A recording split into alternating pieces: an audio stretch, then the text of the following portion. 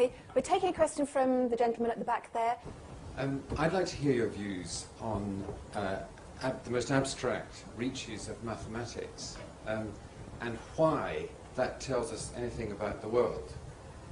As far as I can see, maths probably it didn't need to be very sophisticated to allow us to evolve in terms of survival.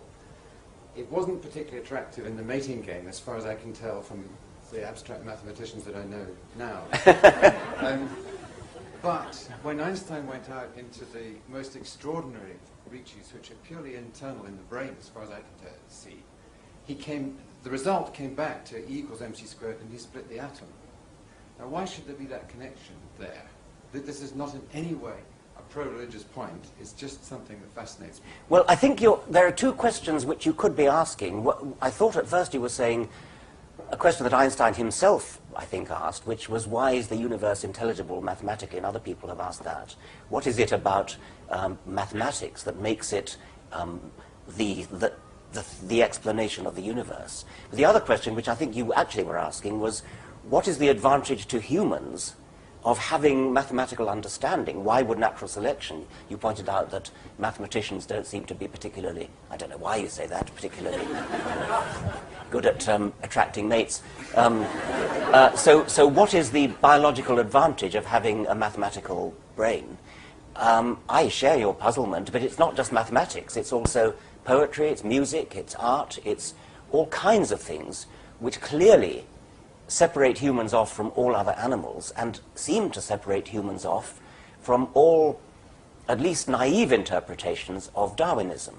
Now, my own rather lame attempt to understand this is to say that something about natural selection gave us big brains.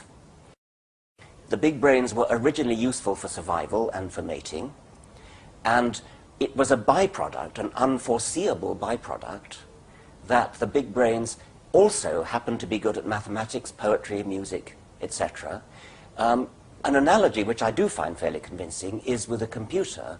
Computers were originally designed as calculating machines, automated, programmable calculating machines.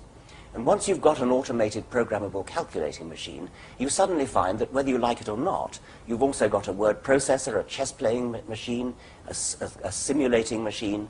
You've got a versatile machine whose versatility wasn't originally planned, but which was inevitable in the manufacture of a calculating machine. I think the same is true of brains. Once you've got a brain that's become so big, for good survival reasons, once it's gone beyond a certain threshold of size for survival, then automatically it becomes capable of doing formal logic and mathematics and poetry. That may not seem a very satisfying explanation, but actually it does satisfy me.